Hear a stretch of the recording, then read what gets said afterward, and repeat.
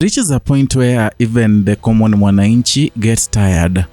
He behaves and acts in a manner of a man or other woman who is not, or who does not think what he or she is doing. In Alcala, whatever was happening today, it forced the people to act rationally. And today they sent away Moses Kuria, who was, the UDA campaigner in Alcala constituency by election. So today, while he was driving towards a certain polling station, he was driven away, chased by the members of the members of Alcala, the residents who were so angry in the manner in which the kind of election of Alcala was peaceful, and now it has been turned out to be chaotic because of the goons that were sent by William Samoei Ruto's government. It is so disheartening when you see people have campaigned so much all this period for a close to 2 months period, and it has reached the final day when they need to submit to the IEBC so that the IEBC itself can find who the leader of the people for Kalou is. And then you find out that the government is sending goons to descend on innocent people. It is something that is so devastating. And today's goons, they are not like the normal goons that we know that carry clubs and jembe trees and stones. Today they are carrying guns, and these are not even goons. These are police officers who have been asked to act as goons. They're acting as machineries of William Ruto to cause intimidation and to force the people of Alcala to surrender, and therefore UDA to take the day forcefully and using their chest. William Ruto realized that things are not okay in Alcala. They knew that it could be so hard for them to win this election, and the margin could be so far, so big to rig, and therefore that is why they decided to descend on the people of Alcala and force them to vote for Samuel Moshina Nyaga. And what is astonishing and surprising is that the people who, the people from Mount Kenya, the guys they elected to be members of parliament, to be their leaders, are the ones who are directing these goons on how to descend on common mwananchi, people who don't know anything, people who are harmless, people who just woke up very early in the morning to be in the polling station to vote for the candidate they deem fit for them to lead them as Alcala people. I want you to watch this video here, how Moses Kuria was returned. Many people were saying harsh things towards Moses Kuria, therefore Moses Kuria had no option but to reverse the car and go away. It shows that they know more than we do. In as much as Rigathi Gachagua was pointing fingers at Moses Kuria, there must be a truth somewhere. Watch how they were chased away.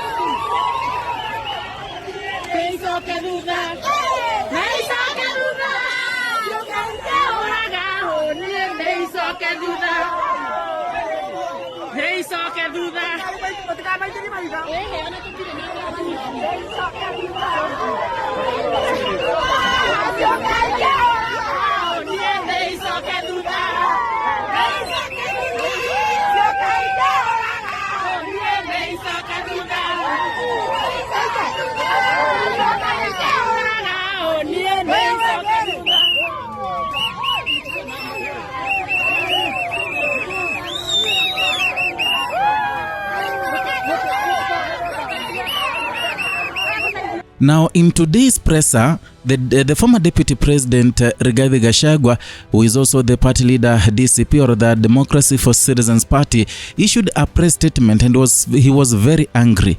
In fact, he said that now it is very evident that even in 2027 we shall not have a peaceful election, because William Ruto has resorted that if he does not win, he will use force. In as much as many people will die, he'll use force to force people of Kenya to re-elect him as the president of Kenya. He even pointed fingers at the members of parliament and those leaders in Mount Kenya who are being used by William Ruto to kill some of the innocent people, some of their innocent brothers. He pointed out to Moses Kuria as being the mastermind in the mobilization of guns. Yeah. He also pointed out to the Kiambaa member of parliament. He was equally seen, the Kiambaa, I know vitu zingine na shanga. The Kiambaa member of parliament was seen with a brown cap. He was there directing the guns on what to do, the machineries they'd hired to kill innocent brothers. Yani nafikia, you love someone so much, you are so loyal to President William Ruto so much to an extent that you can be used to kill your own brother because of an election, because that man you are fighting for is not wanted in where you come from. Bana, I don't know how we reached here as a country. Watch Rigathi Gachagua speak. Nobody can believe that Kikuyu's member of parliament can join William Ruto to kill their own kinsmen because of an election. And all of them will be voted out, I can assure you. No member of parliament or senate working with William Ruto to unleash violence on our people will be re-elected. And Moses Kuria, shame on you. You are organizing gangs and goons to attack our people in Alcala. For the longest, you have been organizing goons to attack businesses belonging to the Kikuyu nation. Our people have really suffered on it. Ladies and gentlemen, I want to ask you a simple question. If this election is just a by-election, someone is going to sit in office for some few months before the next election is announced and the campaigns are released to begin officially. This has happened in Alcala, just a mere by-election. So what will happen? What is going to happen in 2027 that when we'll have the general election, that it will be so much heated? And surprisingly, even now the MCAs, those who are fighting for MCAs, they have known that now the norm is using the goons. And now if it's going to be a country whereby a person who is vying is using guns to attack another person who is a competitor, will we really have a country in Kenya? That is the big question that we should ask ourselves as Kenyans. Because tell me, why would a member of parliament hire guns to kill the people they are leading? Yani kufurahisha Ruto tu. In as much as wafurahishe Ruto, Ruto afurahie awapatie check. But what I'm seeing here, it is going to be die or do or die, whereby the people of Kenya will stand on their ground. When guns are coming, it is either they kill them all or those people be killed. You know, I saw another clip. Some boys were beaten so much, they were acting as guns. They were stripped naked, beaten mercilessly, and they started confessing that they were sent by Faith Gitau. Honestly, even a woman is sending someone's son to be a gun. A woman who has who carried a pregnancy for 9 months is bana. Some things, you know, some things is like they're not happening in Kenya. You know, we were really criticizing Samia Suluhu of Tanzania. Kumbe in Kenya is gonna be so bad. It's gonna be so bad even than Uganda. The oppression Museveni is subjecting to the Ugandans is no suppression, or rather is not even comparable to what William Ruto is doing, because hii sasa imekaa mbaya. Today would determine that William Ruto is hated, but what they want to do is to cause mayhem and also cause many people to die, casualties, till the election be cancelled in Alcala, and that is what they've been wanting.